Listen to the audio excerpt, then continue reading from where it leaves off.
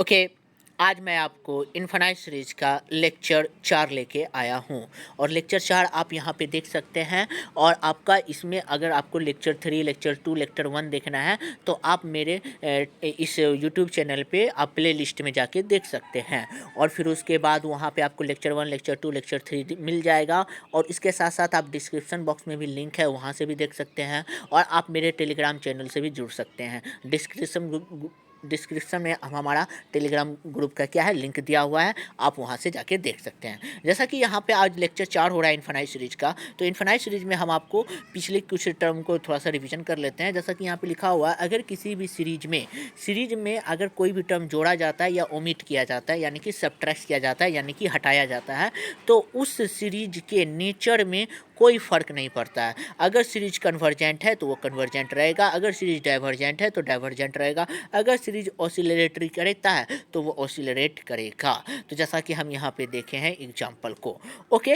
और फिर उसके बाद यहाँ पे हम इस टर्म में भी देखे थे कि यहाँ पे एक ऑब्जर्वेशन किए थे कि एक सीरीज लिए गया था और उस सीरीज में हम एक इनफाइनाइट टर्म को ऐड किए थे। और इनफाइनाइट टर्म को ऐड करने के बाद अगर सीरीज कन्वर्जेंट था तो वो टर्मिंग भी क्या हो गया, कन्वर्जेंट हो गया। तो यहाँ पे हम ये प्रूफ भी किए थे, जैसा कि कल के क्लास में यहाँ पे केस 1 में एक कंडीशन चिपकाए थे, जिसमें हम देखे थे कि अगर सीरीज कन्वर्जेंट है तो आपका एडिंग किया हुआ टर्म भी क्या हो जाता है, कन्वर्जेंट हो जाता है।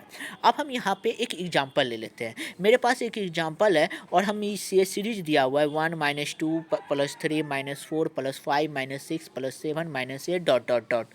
ये सीरीज का हमको पता करना है नेचर। तो सबसे पहले हम दिया गया कोई सीरीज ले लेते हैं, सीरीज हम यहाँ पे लिख दिए और हम इसमें एसन निकालने की कोशिश करते हैं। तो 1 - 2 + 3 - 4 इस तरह से डॉट डॉट करके इसको हम कहाँ तक लिख सकते हैं, -1 पे power n - 1 into n।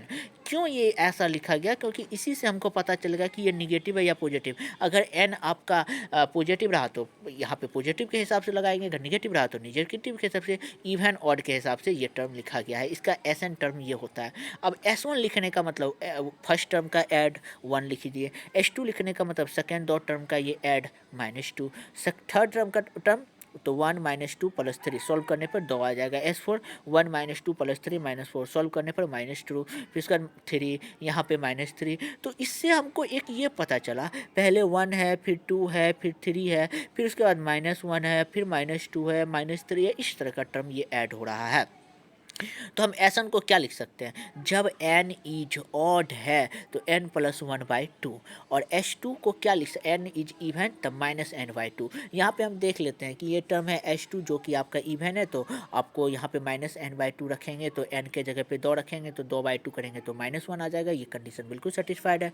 S4 में रख देते हैं तो यहाँ पे 4/2 करेंगे तो ये आपका क्या हो जाएगा, 2 हो जाएगा। तो ये बिल्कुल सेटिस्फाइड कर गया और वो भी माइनस में है तो माइनस सेटिस्फाइड कर गया। तो इसका मतलब इवन के लिए ये कंडीशन बिल्कुल सेटिस्फाइड किया है और ओड के लिए भी ये कंडीशन सेटिस्फाइड किया है। अब जैसे हम दोनों तरफ लिमिट लगा देते हैं, लिमिट जैसे लगाए, limit n tends to infinity, S n यहाँ पे n के जगह पे इन्फिनिटी रखेंगे तो इन्फिनिटी हो जाएगा, यहाँ पे भी इन्फिनिटी रखेंगे तो -इन्फिनिटी। इसका ये मतलब है कि n अगर ऑड रहता है तो +इन्फिनिटी, n अगर इवन रहता है तो -इन्फिनिटी के शर्त को फुलफिल करता है। तो अब बताओ, ये आपका प्लस भी है माइनस भी है, एक बार आपका 1 जाएगा तो एक बार -1 जाएगा, एक बार 2 जाएगा तो एक बार -2 जाएगा। तो ये इस तरह से अपना नेचर को क्या करता है, ऑसिलरेट कर रहा है। और जो टर्म ऑसिलरेट करता है तो वो सीक्वेंस टर्म आपका क्या कहलाता है, सीक्वेंस आपका ऑसिलेटरी हो गया। और ऑसिलेटरी सीक्वेंस का सीरीज भी क्या हो जाता है, ऑसिलेटरी हो गया। तो देन हम यहाँ पे series sigma an is also oscillatory, और वो भी इनफाइनाइटली होगा, क्योंकि ये फाइनाइटली नहीं है,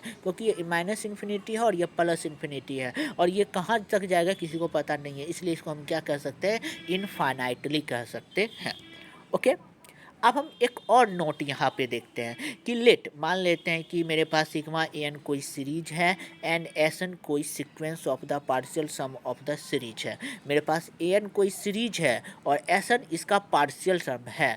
तो देन इसका 3 कंडीशन होगा। अगर सिग्मा an कन्वर्जेंट है तो वो कब होगा, जब एसन कन्वर्जेंट होगा। अगर एसन डाइवर्जेंट है तो समेसन an आपका डाइवर्जेंट, अगर समेसन एसन ऑसिलरेट है तो आपका सिग्मा an भी क्या है, ऑसिलरेट होता है। इफ़ एंड ओनली इफ का मतलब दोनों तरफ से ये सेटिस्फाइड कर सकता है। अगर एस एन कन्वर्जेंट है तो ए एन कन्वर्जेंट होगा, और ए एन कन्वर्जेंट है तो एस एन भी कन्वर्जेंट होगा। तो ये एक नोट निकल गया।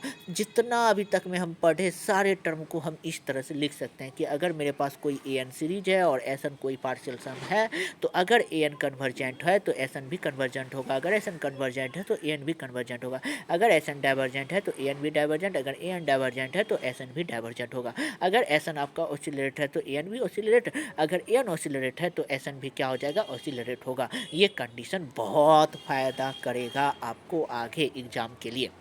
ओके, अब हम फिर एग्जाम्पल में लेते हैं। यहाँ पे n बराबर 1 से लेकर इन्फिनिटी तक ए एन लिखे हैं, और जहाँ पे आपका लिखा हुआ है 1 + 1/2 + 1/3 + 1/4 + 1/5 dot dot dot 1/n plus dot dot dot infinity तक। ये हमको सीरीज दिया हुआ है। बोला कि इसका नेचर पता करने के लिए तो सबसे पहले हम मान लेते हैं कि सीक्वेंस n बराबर 1/n है, जहाँ पे n बिलोंग्स करता है किसी नेचुरल नंबर को, और एस एन बराबर लिखना चाहेंगे तो आप जानते हैं एस एन का formula a1 + a2 + a3 plus dot dot, इसको हम लिख सकते हैं 1 + 1/2 + 1/3 + 1/4 डॉट डॉट डॉट 1/n, जहाँ पे n बिलोंग्स करता है किसी नेचुरल नंबर को। अब हम यहाँ पे देख लेते हैं कि ये जो एस एन है स्ट्रिक्टली इंक्रीजिंग है, क्योंकि ये थोड़ा थोड़ा वैल्यू 1 है, 0.5 0.3, ये कुछ ना कुछ वैल्यू को बढ़ाएगा, और जैसे जैसे बढ़ाएगा तो इसका ये मतलब है कि ये सीक्वेंस एस एन जो है वो स्ट्रिक्टली इंक्रीजिंग सीक्वेंस है, वो आपका बढ़ते जाएगा।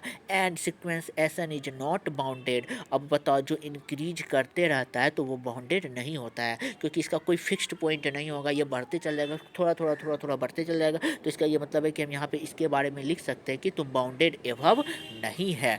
अब जैसे अब हम इसमें लिमिट लगाएंगे, जैसे लिमिट लगाएंगे तो 1/n पे लिमिट लगेगा, और 1/n पे जैसे लिमिट लगेगा तो वो क्या दे देगा, इन्फिनिटी, और ये हम जानते हैं इन्फिनिटी टर्म तक जाएगा। तो इसका ये मतलब है कि एस एन डाइवर्जेंट है, और क्योंकि प्लस इन्फिनिटी है तो ये डाइवर्जेंट टू प्लस इन्फिनिटी तक जाना पसंद करेगा। तो यहाँ पे लिख देते हैं समेसन एन, यानी कि n बराबर 1 से लेकर इन्फिनिटी तक इज आल्सो डाइवर्जेंट, और वो भी डाइवर्जेंट में कहाँ तक जाना पसंद करेगा, ये प्लस इन्फिनिटी तक जाने की कोशिश करेगा। ओके, अब हम फिर यहाँ पे आगे चलते हैं। यहाँ पे लिखा हुआ कंसीडर्ड, मेरे पास एक और सीरीज दिया हुआ है सिग्मा n बराबर 1 से लेकर इन्फिनिटी तक 1/n × n+1। हमको पता क्या है कि इसका नेचर आप हमको बता दीजिए, ये कन्वर्जेंट है या डाइवर्जेंट है या ऑसिलरेट है। तो सबसे पहले हम an निकालने की कोशिश करते हैं। तो an बराबर हम लिख देते हैं, जो क्वेश्चन में दिया हुआ रहता है वो किसके बराबर होता है, an के बराबर, और an आपका हो जाएगा 1/n × n+1। तो हम इसको इस रूप में लिख सकते हैं 1/n माइनस में 1/n+1, क्योंकि n इसको हम लिख सकते हैं, वही हुआ n × n+1। अगर एलसीएम ले लेंगे तो सॉल्व करने पर वही आ जाएगा, तो इसको इस फॉर्म में हम लिख सकते हैं। अब हम यहाँ पे फिर लिखते हैं S1 लिखने का मतलब होता है A1, क्योंकि फर्स्ट n टर्म तक का योग। तो A1 लिख दिया, तो A1 के जगह पे अब हम इसके जगह पे पुट कर रहे हैं, n के जगह पे एक बार 1 पुट करते हैं, यहाँ पे भी 1 पुट करते हैं, तो सॉल्व करने पर इतना आएगा। फिर S2 A1 + A2, A1 का मान ये है, A2 का मान ये है। सॉल्व करने पर हम देखते हैं कि ये टर्म और ये टर्म आपस में कट जाता है। हम फिर से बता देते हैं, ये प्लस ये माइनस कट जाएगा, तो 1 - 1/3 आ जाएगा। फिर उसके बाद S3 निकालना चाहते हैं, तो S3 में A1 + A2 + A3, A1 का मान ये है, A2 का मान ये है, A3 का मान ये है, ये दोनों कट जाएगा, ये दोनों कट जाएगा, तो बचेगा 1 - 1/4। तो इसका ये मतलब हमको एक टर्म यहाँ पे नजर आया। अगर S1 होता है तो 1 - 1/2, अगर S2 आता है तो 1 - 1/3, अगर S3 आता है तो 1 - 1/4, 3 रहता है तो 4 रहता है, तो ऐसा रहेगा। तो यहाँ पे 1/n+1 हो जाना चाहिए, थोड़ा सा मिस्टेक हो गया, यहाँ पे आप कर लीजिएगा, ठीक है, n+1, क्योंकि एक टर्म आपका क्या हो जाता है, बढ़ जाता है। और फिर उसके बाद इसका ये मतलब है कि sequence S n is convergent. Sequence S n आपका यहाँ पे क्या है, कन्वर्जेंट है, क्योंकि ये फिक्स टर्म को हमको क्या करने की कोशिश करा दे रहा है। तो अब हम इस पर लिमिट लगाते हैं, limit n tends to infinity S N is equal to 1 हो जाएगा, क्योंकि ये आपका तो 0 देना पसंद करेगा। कैसे 0 दिया, अब हम लिमिट जैसे लगाएंगे, हम इस टर्म को थोड़ा सा समझाते हैं। यहाँ पे लिमिट लगाएं, तो लिमिट एसन में लग गया, तो अब लिमिट लगाते हैं हम आपका किस में, 1 - 1/n। तो 1 में लगाएं तो 1 आ गया, अब -1 इन n के जगह पे इन्फिनिटी, और ये किस क्या दे देता है, ये 0 दे देता है। जैसे 0 देगा तो 1 - 0 क्या हो जाएगा, 1 के बराबर हो जाएगा। तो यहाँ पे then for the series is convergent, अब मेरे पास जो सीरीज है वो क्या हो गया, कन्वर्जेंट हो गया। और सॉरी, सीरीज का जो टर्म है सीरीज कन्वर्जेंट है, वो भी कन्वर्जेंट कहाँ पे है, 1 पे है। तो हम इसको इस तरह से लिख सकते हैं 1/1/2 + 1/2/3 + 1/3 × 4 plus dot dot dot is equal to, क्योंकि ये आपका फॉर्म कैसा है, n × n+1। n के जगह पे 1 रखेंगे तो 1 × 2 हो जाएगा, n के जगह पे 2 रखेंगे 2 × 3, n के जगह पे 3 रखेंगे तो 3 × 4 plus dot dot dot dot, ये कहाँ तक चल जाएगा एंड 1 तक जाएगा, इसका सॉल्यूशन क्या होगा 1 हो जाएगा। तो ये था आपका नेचर। तो ये क्वेश्चन दिया हुआ था। फिर हम आगे देखते हैं आगे क्या है आपका नेसेसरी एंड कंडीशन है। यहाँ पे लिखा हुआ है a necessary condition for the convergence of A infinite series.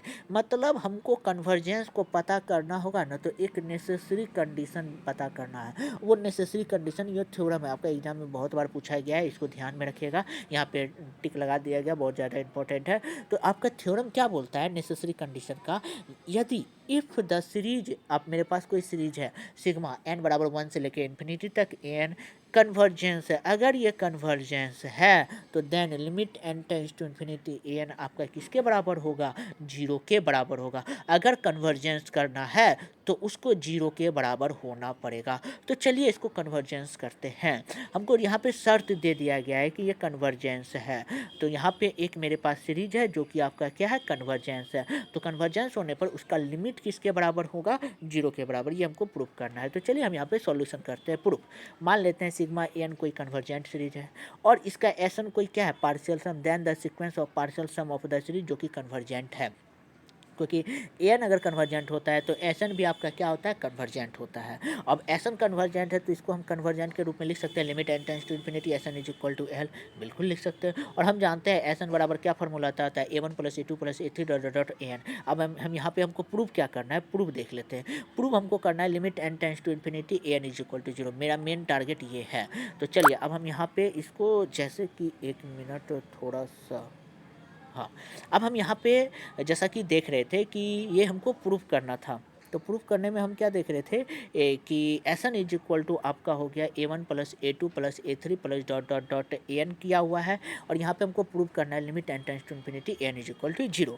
अब हम फिर लिखते हैं एसन बराबर हमको ये दिया हुआ है, तो अब हम एसन -1 बराबर ये लिख सकते हैं n-1 तक। तो ये भी सीक्वेंस कन्वर्जेंट है, बिल्कुल। तो ये अगर कन्वर्जेंट है तो ये एल वैल्यू रखता है, तो ये भी आपका कन्वर्जेंट है तो ये भी आपका एल वैल्यू रखेगा, बिल्कुल सही है। और हम एक फार्मूला जानते थे S n is equal to SN-1 + AN, क्योंकि ये फार्मूला हम पढ़ के भी आए हैं और हम इस फार्मूला को देख भी आए। तो दोनों तरफ लिमिट लगा देते हैं। यहाँ लिमिट लगाए तो लिमिट यहाँ पे भी लगाए, लिमिट इस साइड भी लगाए तो लिमिट यहाँ पे।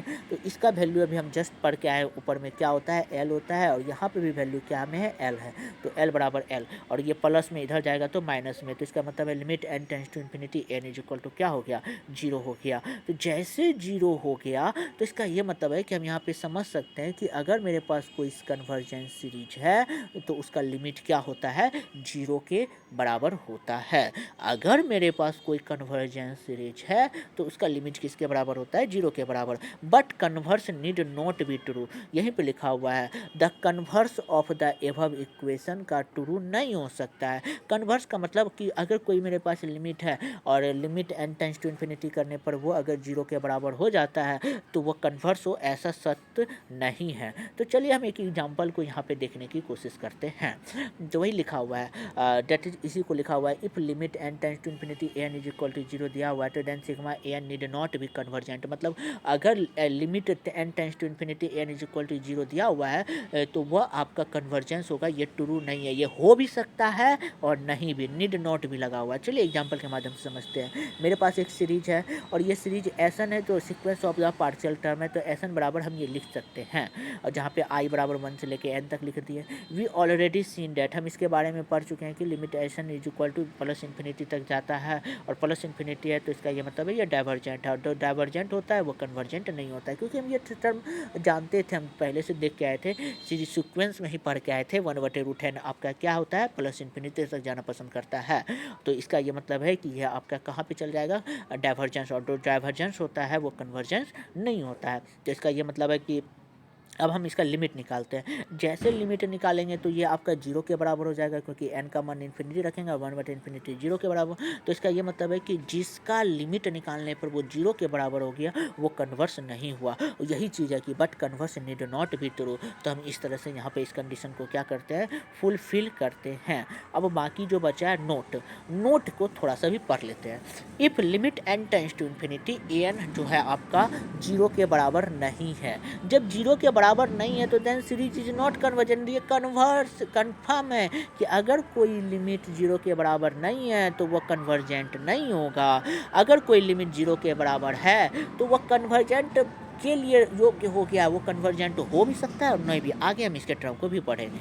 अब यहाँ पे लिखा हुआ है if the sequence A N is positive terms, अगर कोई सीक्वेंस जो है ए एन वह पॉजिटिव रहना पसंद करता है, पॉजिटिव में ग्रेटर देन इक्वल टू 0, और वह कन्वर्जेंट नहीं है, तो इसका ये मतलब है कि वो डाइवर्जेंट होगा। क्योंकि तुम ही बताओ, पॉजिटिव है कन्वर्जेंट नहीं है, कन्वर्जेंट नहीं है तो या तो डाइवर्जेंट होगा या तो ऑसिलेट होगा, और ऑसिलेट अपने पास प्लस और माइनस को दोनों को रखना पसंद करता है। लेकिन यहाँ पे टर्म क्या बोलते हैं, पॉजिटिव रखने के लिए, तो इसका मतलब ये ऑसिलेट भी नहीं होगा, तो इसका मतलब डाइवर्जेंट होगा। और डाइवर्जेंट में दो शर्त होता है, divergent to plus infinity, divergent to minus infinity. चूंकि सीक्वेंस ए एन पॉजिटिव है तो यह डाइवर्जेंट में जाएगा, और डाइवर्जेंट में भी कौन सा जाएगा, प्लस इन्फिनिटी की तरफ जाना पसंद करेगा।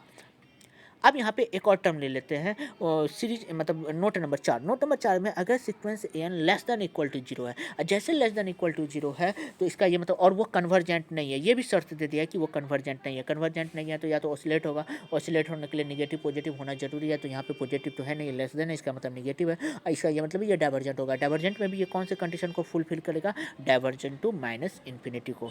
अब नोट नंबर 4 को लेकर चलते हैं। If the sequence A N is the of positive and negative term, मतलब सीक्वेंस जो है आपका पॉजिटिव और निगेटिव दोनों टर्म को रखना पसंद करता है, तो then sigma A N is not convergent series, तो ये आपका कन्वर्जेंट नहीं है, तो देन सिग्मा ए एन में भी डाइवर्जेंट और ऑसिलेट, ये आपका डाइवर्जेंट और ऑसिलेट दोनों हो सकता है। तो ये आपका नोट नंबर 3 था।